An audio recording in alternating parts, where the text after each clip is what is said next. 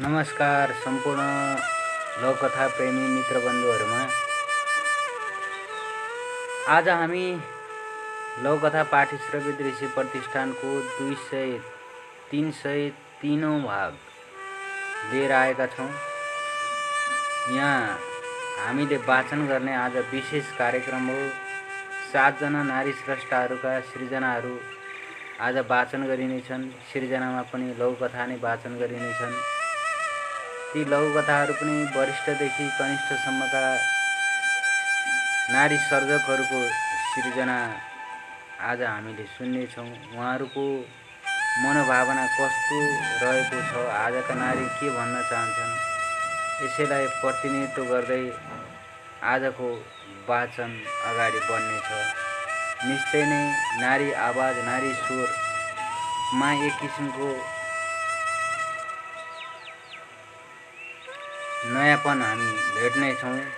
म सर्वप्रथम कथा सुनाउँदै, लघुकथा सुनाउँदै यहाँहरूलाई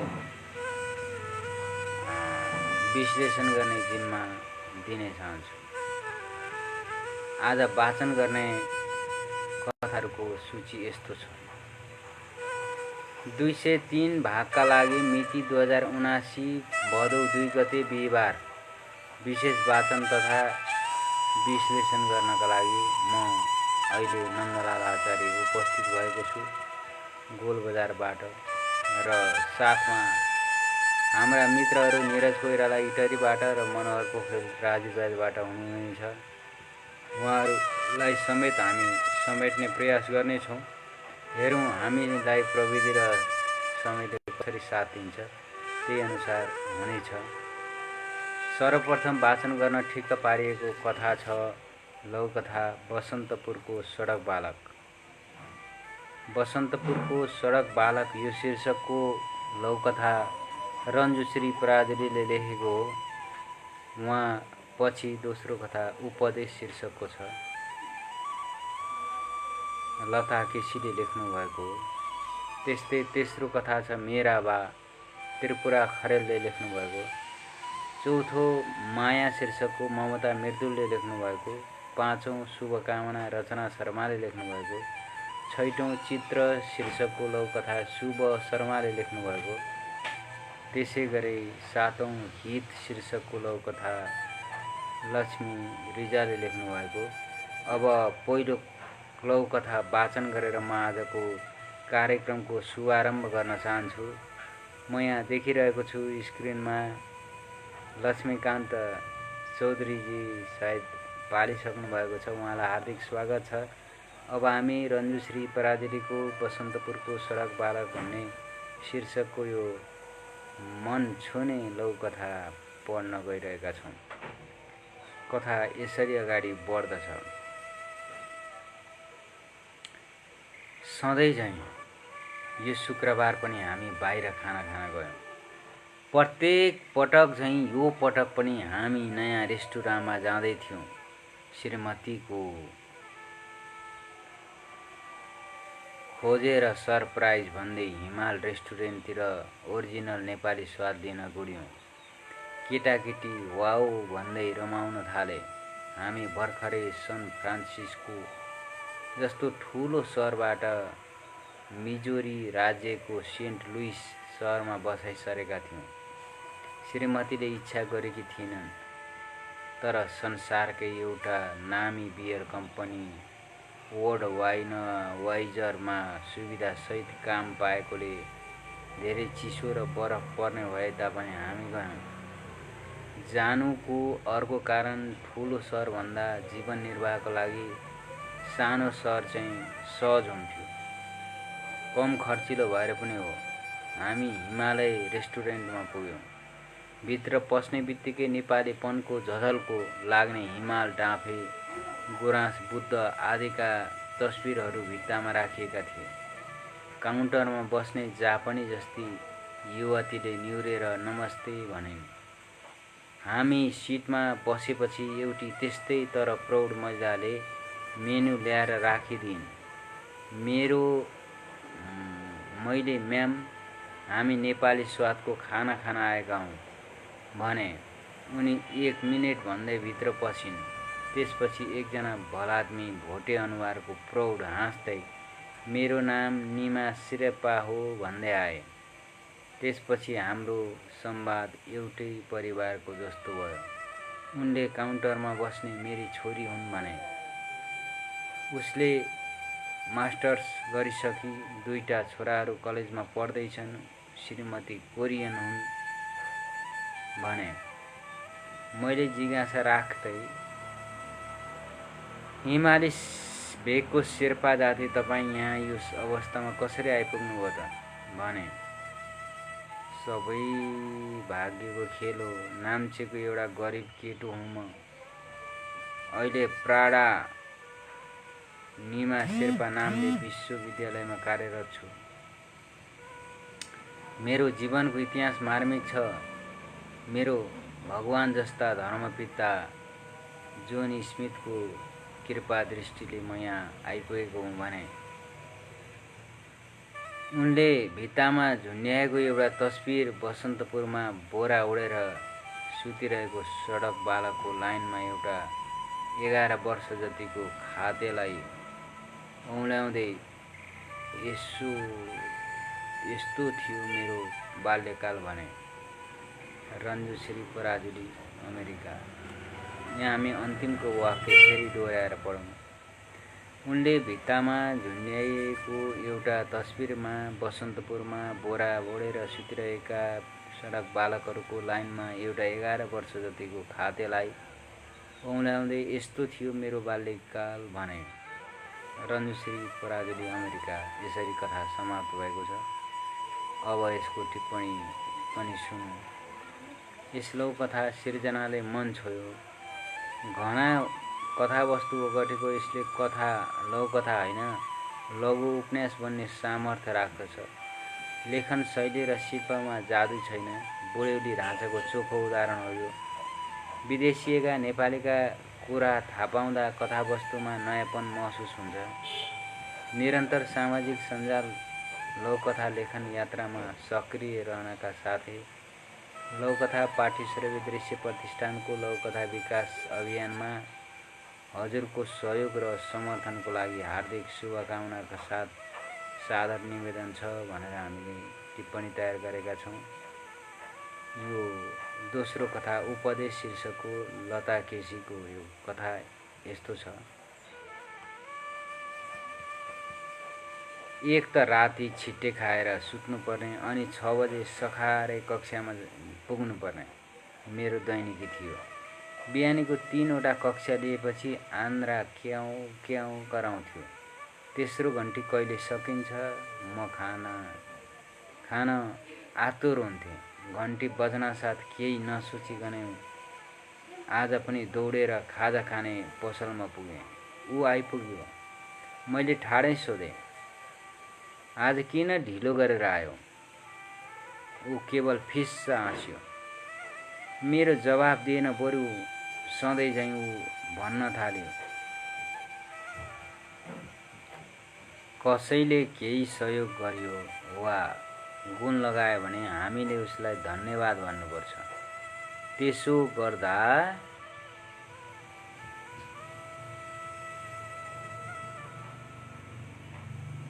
हामी बीचमा सम्बन्ध मिठास बन्छ।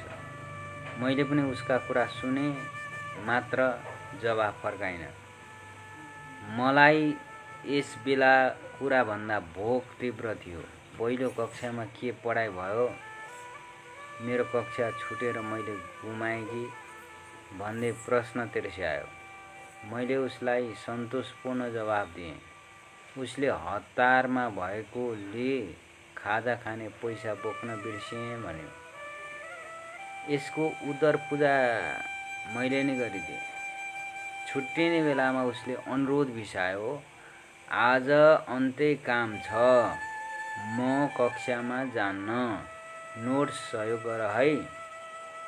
ऊ आफ्नो बाटो लाग्यो। म कक्षातिर लागेँ। हिँड्दै गर्दा दिमागभरि प्रश्नले सलबलाइरह्यो।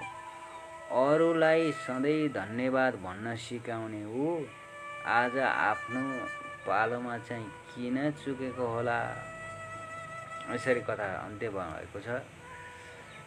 यसको टिप्पणी यस्तो छ, हामी समय खेर नफालिकन अगाडि बढ्छौँ। यहाँ हाम्रो लक्ष्मीकान्त चौधरीजीले भन्नुभएको छ, 16 गोर लागेछि सर भनेर भन्नुभएको छ। उहाँलाई हार्दिक धन्यवाद छ। गोर लागेछि त हम गोर लागेछि। अब त्यसै गरी अर्को एकजना आउनुभएको थियो र गइहाल्नु भएछ। ठिक छ। अब यो टिप्पणी चाहिँ अर्को दोस्रो टिप्पणी चाहिँ यस्तो छ, यस लौकथाले सामान्य कथावस्तु समेटेको छ। लेखन शैली र शिल्पमा बेग्लै जादु छ, तर मोहनी भने छैन। मुखले आदर्शको ढोलक बजाउने तर व्यवहारमा भने भुल गर्ने मानवीय प्रवृत्तिलाई कथाले झापड हानेको छ। लौकथा पाठ्यश्रवी दृश्य प्रतिष्ठानको लौकथा विकास यात्रामा हजुरको पनि सहभागिताका लागि आग्रहका साथ शुभकामना भनेर यो दोस्रो कथा पनि टुङ्ग्याएको स्थिति छ। तेस्रो कथा त्रिपुरा खरेलको मेरो बा भन्ने शीर्षकको छ। यो बालकृष्ण पोखरेल भाषाविद बालकृष्ण पोखरेल कि सुपुत्रीको हैसियतले उहाँले बुवालाई स्मरण गर्दै लेख्नुभएको यो कथा हो। लेखिएको छ, मेरो बा। कथा यसरी अगाडि बढ्छ। बा, तपाईलाई कुसे औँसीमा के ल्याइदिनु? उता भिडियोमा सेते फुलेका बाको हँसिलो अनुहार थियो। म बुढो बाको हाँसोमा प्रफुल्लित भएकी थिएँ। लुगा ल्याइदिनु? बा कम्मरदेखि माथि नाङ्गै हुनुहुन्थ्यो। बा एकाग्रताका साथ मलाई निहाल्दै हुनुहुन्थ्यो। परार साल जस्तै अहिले पनि बाले उताबाट मेरो टाउकोमा हात राखेर आशीर्वाद दिँदै हुनुहुन्थ्यो। स्वेटर ल्याइदिनु? बोल्नु भएन। लुगा ल्याइदिन्छु, नाइ नभन्नु ल। बाले पर्दैन भन्ने सङ्केत दिनुभयो। उसो भए खानेकुरा चढाएर मुख हेर्छु। चिनी र उच्च रक्तचापको बिमारीले परहेजमा बस्नुपर्छ। बाको बोलीमा पहाडमा ठोकिएर फर्किएको जस्तो थियो। म तर्सिएर कामदै बालाई सोध्न गएछु, घडी ल्याइदिन्छु। म समयले हुत्याएको मान्छे। यसपटक बा कामदै हुनुहुन्थ्यो। मलाई पानी देऊ। बाको फुस्रो अनुहारमा रगत थिएन। उहाँको हातमा पानीको गिलास चिप्लिएर झर्यो। 3 जुवा घाम लागुन्जेल कस्तो सुतेको दैलोको सामुन्ने हातमा कुश र बाको नामको सिधा हाल्ने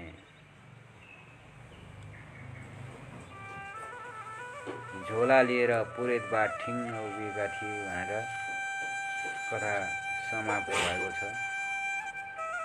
यसबाट हामीले के बुझ्यौँ भने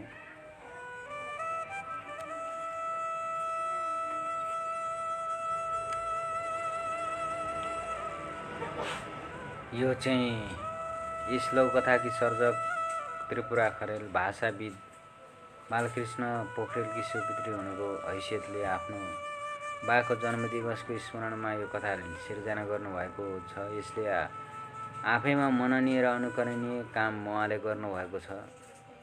यो सत्य पाटोलाई मिसाएर बडो मार्मिक र समकालीन बनाएर उहाँले लेख्नु भएको छ। यो कथा सामान्य पारिवारिक कथावस्तु समेटेको छ, तर त्यसैले महाप्रलय थप्छ कि भन्ने एउटा त्रास पनि छ। लेखन शैली र शिल्पमा बेग्लै स्वाद छ।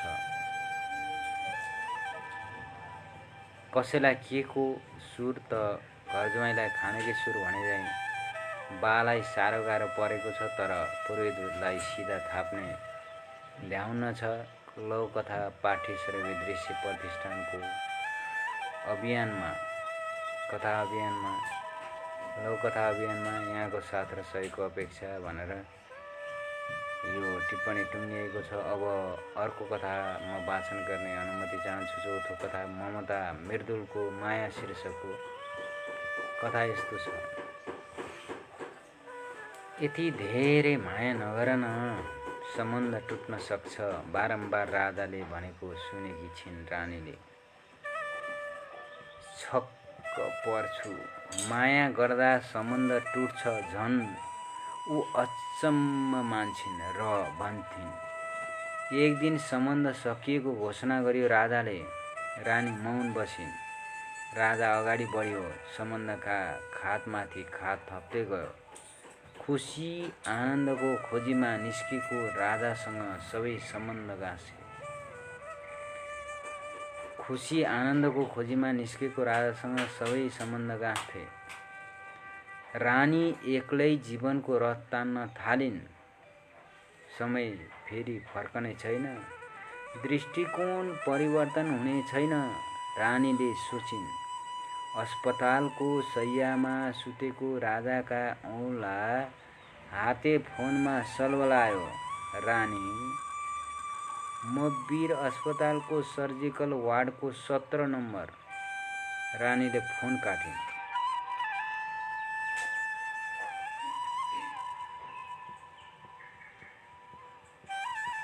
गल्ती मेरै थियो। अति माया गर्ने रानीको प्रेम बुझ्न सकिन। राजाको आँखाबाट तप्प तप्प आँसु झरे। भित्तापट्टि फर्किएर राजा मनमा कुरा खिलाउँदै सुते। बिहानी बिउजे एक पाटो सुतेको शरीर थाक्दैछ। फर्किए। गोडामुनि सिरान पारेर स्टुलमा मस्त निदाइरहेकी थिइन् रानी। धन्यवाद। यसरी कथा अन्त्य भएको छ। यो टिप्पणी यसको लागि यस्तो सिर्जना गएको छ। यस लौकथाले अतिशय प्रेम घातक हुने कुरा समेटेको छ। लेखन शैली र शिल्पमा बेग्लै जादु छ। स्वर कल्पनाको माध्यमबाट जीवनको गहकिलो विषय उठान गरेको छ। छोटा मिठा सिक्न वाक्य संयोजन अनुकरणीय पक्ष हो, तर ससाना अनुच्छेदले पाठकलाई अल्मल्याउँछ। अन्त्यमा लौकथा पाठीसर्वे दृश्य प्रतिष्ठानको लौकथा अभियानमा यहाँको सहयोग र समर्थनको अपेक्षा सहित निवेदन छ भनेर टिप्पणी टुङ्गिएको छ। अब 5औं लौकथा वाचन गर्ने अनुमति चाहन्छु। यो शुभकामना शीर्षकको लौकथा रचना शर्माले सिर्जना गर्नुभएको। रचना शर्मा लौकथा को एडमिन हुनुहुन्छ। त्यसै गरेर लता केसी पनि हाम्रो लौकथा पाठशालाको एडमिन हुनुहुन्छ। अर्को त्रिपुरा खरेल पनि सिक्किमेली लौकथाको एडमिन हुनुहुन्छ। सबै लौकथा विकासमा सक्रिय योद्धाहरू हुनुहुन्छ। उहाँहरूलाई मैले एक ठाउँमा ल्याउँ, एउटै मञ्चमा ल्याउँ भनेर हामीले प्रयास गरेका हौँ। यो काम गरेको छ लौकथा पाठीसर्वे दृश्य प्रतिष्ठानले।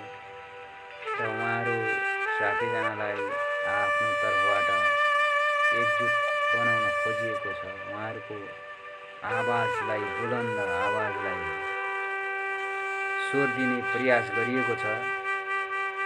अब रचना शर्माको लौकथा यस्तो छ। ए साउजी, के हो अचेलता भेट्ने हरायो नि।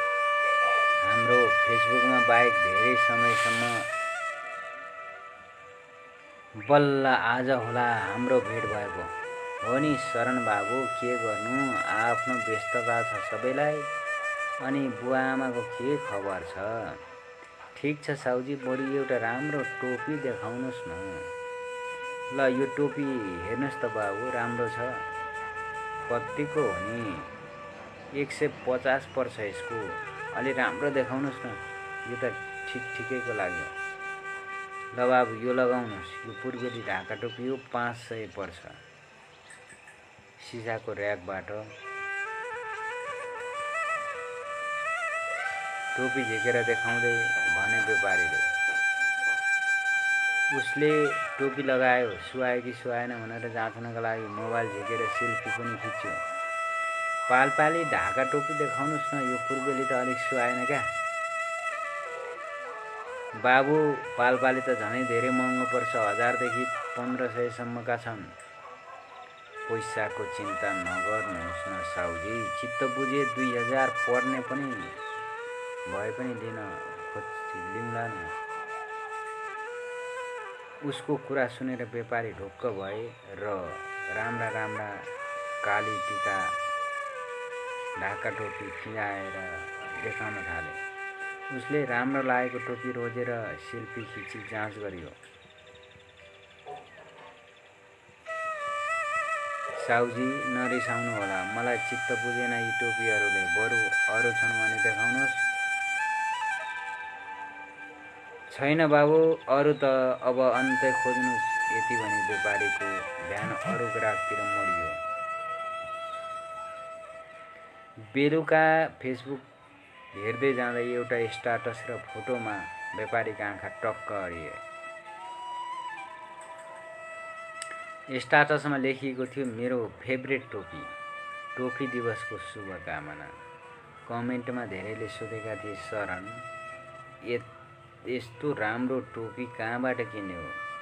यसरी कथा अन्त्य भएको छ। यो कथाले अहिलेको हाम्रो सेल्फी जमानाको विषयलाई बडो सान्दर्भिक र मार्मिक ढङ्गले समेटेको छ। यो कथा लेखनमा बेग्लै किसिमको स्वाद पाइन्छ। यस लौकथाले व्यङ्ग्यपूर्ण कथावस्तु समेटेको छ। लेखन शैली र शिल्पमा बेग्लै जादु छ। बिना लगानी काम फत्ते गर्ने मानवीय प्रवृत्तिलाई झापड हानेको छ। फोटो खिची काम निम्त्याउने गजबको पारालाई कलात्मक पाराले उल्लेख गरेको छ। अन्त्यमा लौकथा पाठ्य श्रव्य दृश्य प्रतिष्ठानको लौकथा अभियानमा साथ र सहयोगको अपेक्षा सायद निवेदन छ भनेर टिप्पणी टुङ्ग्याइएको छ। अब म छैटौँ कथा वाचन गर्न गइरहेको छु, चित्र शीर्षकको। यो शुभ शर्माले लेख्नुभएको। उहाँ एकदम असल वाचिका हुनुहुन्छ, मिठो स्वरकी धनी हुनुहुन्छ। उहाँको कुशल लौकथा लेखनलाई आज हामी पाठक र श्रोताहरूले श्रवण गर्ने छौँ। कथा यसरी अगाडि बढेको छ। चित्र शीर्षकको कथा। दसैँ नजिकिँदै थियो। परदेशको बसाई घर परिवारको यादले सताउन थाल्यो। कम्पनीमा ओभरटाइम चलेको थिएन। बढ्दो महँगी तलबले धान्ने छाडेको अवस्थामा कसरी घर जानु मन दोधार भयो। चित्र र फोनबाट प्राप्त आशीर्वादले मन बुझाएको वर्षौं भइसक्यो। दसैँमा पनि कति एक्लो बस्नु भन्ने जस्तो पनि लाग्यो। यहाँ अर्को साल भनेको के हो बिदामा घर जाने निधो गरेँ। साथीहरूसँग सरसापट गरेर भए पनि निस्किएँ। बाआमा निकै खुसी हुनुभयो।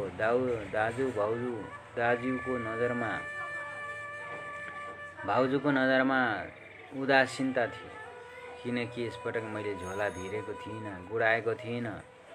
सिधै बरन्डा छेउको कोठामा गएँ। दाजुहरूलाई दसैँ लागिसकेको रहेछ। मलाई देखेर ठुल्दाजुले माल तान्दै भन्नुभयो, ए कान्छा त आइस, यसपटक दसैँ बवाल हुने भयो। खालमा हुनाले मैले दाजुलाई हातमै ढोगेँ। मनभरि पीडा मडारिँदै थिए। दाजुले भन्नुभयो, शीतन घरमा छँदैछ, अब तातो चिसोको व्यवस्था गर्ने जिम्मा कान्छाको है। सबैले होमा हो मिलाए। म अक्क न बक्क भएँ। आफूसँग भएको पैसाले जलपानको व्यवस्था मिलाइदिएँ। उहाँहरूले थपिँदै गएको माग पुरा गर्ने मेरो क्षमता रहेन। नढाँटी आफ्नो हकीकत ओकालेँ।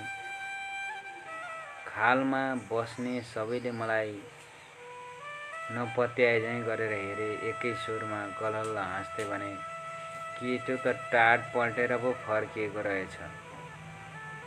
उहाँहरूको पेचिलो प्रहारले मेरो मर्म भेदन गरियो। रातभरि मलाई हनहनी ज्वरो आयो।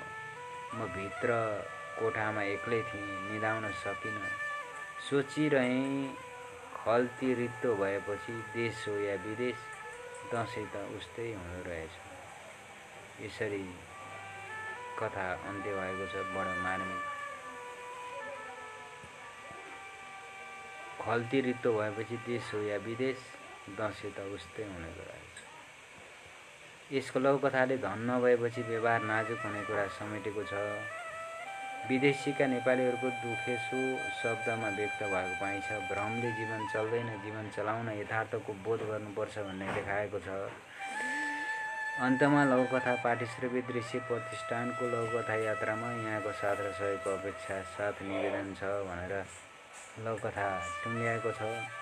अब म 7औं अर्थात् अन्तिम लघुकथा वाचन गरेर यहाँबाट बिदा हुन चाहन्छु। 7औं तथा अन्तिम कथा हित शीर्षकको छ र यो लघुकथा लक्ष्मी रिजालले लेख्नुभएको। उहाँ पनि लघुकथा पाठ्यश्रवी दृश्य प्रतिष्ठानको एडमिन हुनुहुन्छ र यहाँ प्राय एडमिनलाई हामीले यहाँ भेला पारेका छौँ। एकजना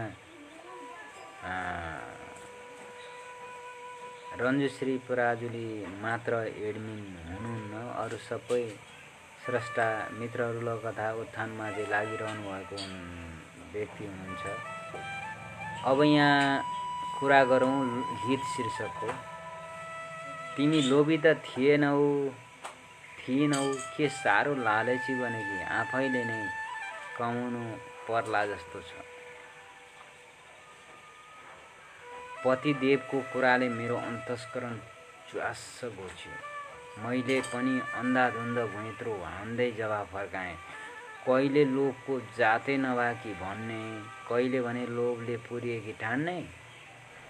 ए बाबा, मेरो तलब बढेको छ, भुइँ तलाबाट माथिल्लो तलामा सराउन खर्च बढ्दा आम्दानी पनि बढे त भइगयो नि। अरू बेला पतिदेवको यस्तो भनाइ ठिकै लाग्थ्यो, तर त्यस बेला मलाई पटक्कै मन परेन। अन्तत हामीबीच अन्तर्विरोध बढेर नाम चितिर लाग्यो। उनी आम्दानीका बलले मलाई झुकाउन चाहन्थे, म भने सुँगुर जस्तो शरीरलाई छरितो पार्न चाहन्थे। मनका सारा विकारलाई मिल्काउने डम्पिङ साइटको खोजीमा थिएँ। रोगरहित जीवनशैली बनाउन चाहन्थे। आफ्नो यस्तो मनोभावनामा कुठाराघात हुने आशयले टस्कमस भइन हामी छुट्टिने मनसायमा पुग्यौँ। उनी ठुली छोरी च्यापेर दरबार जत्रो भव्य महलमा बस्ने भए। म सानी छोरीलाई मनाएर फुलबारीको झुपडीमै मुन्टो लुकाउने भएँ। केही घण्टापछि उनी लुरुक्क परेर म छेउ आएर प्रेमपूर्ण स्वरमा भने, आखिर किन तिमीलाई यिनै अर्काका बोटबिरुवा र यो सस्तो झुपडी मन परेको? मुसुक्क मुस्काएर एउटा लेख दिँदै मैले भने, कारण सबै यसैमा छ। लेखिएको थियो, रुख बिरुवाले हाम्रो नेगेटिभ इनर्जी लिन्छन् र सधैँ हामीलाई पोजिटिभ इनर्जी दिन्छन्। नाङ्गो पैतालाले भुइँ स्पर्श गर्नाले मात्र शरीरले अनगिन्ती फाइदा भेट्छ। अप्राकृतिक जीवनशैलीले मान्छे मोटाउँछ। मोटो शरीर रोगको घर हुन्छ। तसर्थ प्रकृतितिर फर्कनु नै सबैको कल्याण छ। यसरी स्वाभाविक रूपले लघुकथा अन्त्य भएको छ। 2079 5/1 कञ्चनपुर 12 रूपनगर 70 भनेर लेखिएको छ। कथाको टिप्पणी चाहिँ यस्तो छ। यस लघुकथाले जीवनको रसरस समेटेको छ। लेखन शैली र शिल्पमा बेग्लै आकर्षण छ, तर मोहनी भने छैन। हामी भौतिकवादी भएर अप्राकृतिक भयौँ। प्राकृतिक जीवनशैलीतिर फर्कन आग्रह विषाइएको छ कथामा। लघुकथा प्रतिष्ठानको अभियानमा अझ साथ र सहयोग क्रियाशीलताको लागि सादर निवेदन छ भनेर लघुकथा टुङ्ग्याएको छ। यसरी हामीले आज सबै सर्जकहरू लघुकथाको विकासमा रातों दिन लागि पर्नुभएका सर्जकहरूलाई समेटेर एउटै मञ्चमा ल्याउने कोसिस गरेका छौँ। यहाँ हामी एकचोटि म फेरि उहाँहरूको नाम फलाक्न चाहन्छु। रञ्जुश्री पराजुली लघुकथाको विकासका लागि उहाँ पनि दिलो जानले लागिरहनु भएको छ। देशमा रहँदा पनि लेख्नुहुन्थ्यो र विदेशमा अहिले अमेरिकामा हुनुहुन्छ। त्यहाँ गएर पनि उहाँ लघुकथा विकासकै लागि रातों दिन चिन्तनशील रहनु भएको हामीले पाएका छौँ। हाम्रो लघुकथा पाठशाला नामक यो लघुकथा पेजको नेतृत्व गरेर लता केसीले लौकथा लेख्न जागरुक र क्रियाशील सर्जकहरूलाई प्रोत्साहन दिइरहनु भएको छ। यहाँ यति यसरी भयो, यहाँ यति भएन भनेर बेला बेलामा उहाँले खुराक पनि प्रदान गर्दै आउनुभएको छ। अर्को मेरो बा लेख्ने त्रिपुरा खरेल सिक्किमेली लौकथाको रथ हाँकिरहनु भएको छ। उहाँको पारिवारिक वातावरण नै साहित्यिक थियो। भाषा साहित्यको उत्थानमा उहाँको परिवारकै योगदान छ,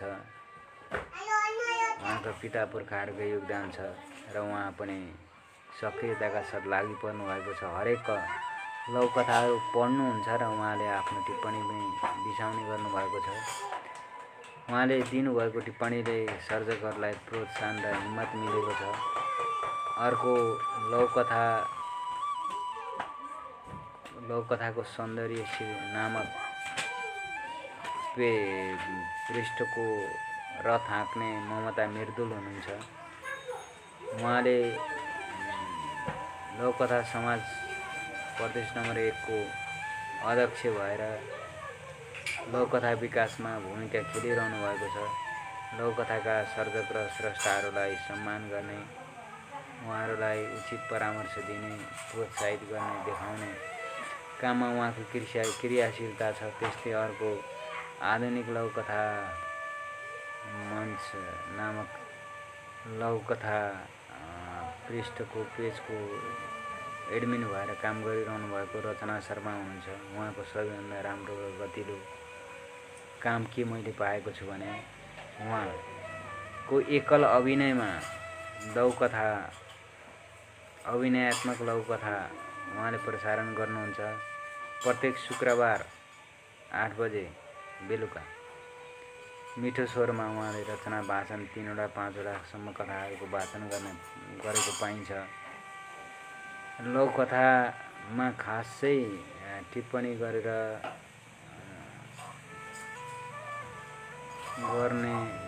काम नगरे पनि उहाँले जो वाचन गर्नुहुन्छ, उहाँले जुन खोतल्नुहुन्छ, सर्जकहरूको परिचय दिनुहुन्छ, कहिलेदेखि कसरी कहाँ के भनेर जुन खोतलेर परिचय उहाँले सहित लौकथा वाचन गर्नुहुन्छ। यसबाट लौकथाकारलाई आफै पनि उत्साह र प्रोत्साहन मिल्ने गरेको हामीले पाउँछौँ। अर्को शुभ शर्मा हाम्रो लौकथा पाठशालाको रथ हाँकिरहनु भएको अर्को सारथी हुनुहुन्छ। उहाँले बडो हृदय मिठासपूर्ण भाषा शैलीमा लौकथा वाचन गर्नुहुन्छ, राम्रो विश्लेषण गर्नुहुन्छ अनि सर्जक र स्रष्टाहरूलाई लौकथा पाठशालामा भेला पारेर बहस गराउनुहुन्छ, छलफल गराउनुहुन्छ। यसरी उहाँको लौकथा लेखनमा हातले आफूले लेख्ने मात्र होइन, अरूलाई लेख्न पनि प्रोत्साहन दिने काम पनि उहाँले गर्नुभएको छ। यस हिसाबले अर्को लौकथाकार लक्ष्मी रिजालले लौकथा पाठेश्वर विदेशी प्रतिष्ठानको एडमिनको हैसियतले कार्य गर्दै आउनु भएको छ। मित्रहरूलाई एकजुट बनाएर यो लौकथा विकासमा सहयात्री बन्न सहयोग पुर्याइरहनु भएको छ। यसरी 7 जना सर्जकहरू जसले मरि मेटेर लौकथा विकासमा लागिरहनु भएको छ, उहाँहरूको सम्मानका लागि एउटै मञ्चमा भेला पारेर हामीले उहाँको रचना वाचन गरेर सिद्ध्यायौँ। उहाँहरूको यात्रा शुभ रहोस्, यसरी नै अगाडि बढिरहनुहोस्, लौकथा विकासमा हामीलाई होस्टेमा हैसियत थपिरहनुहोस्, हामीलाई होस दिलाइरहनुहोस् भन्ने कामना र चाहनाका साथ आजको लौकथा वाचनको सम्पूर्ण कार्यक्रम यहीँ विश्राम दिएको जानकारी समेत गराउँदै अब म यहाँहरूबाट छुट्टिने अनुमति चाहन्छु। धन्यवाद, नमस्कार।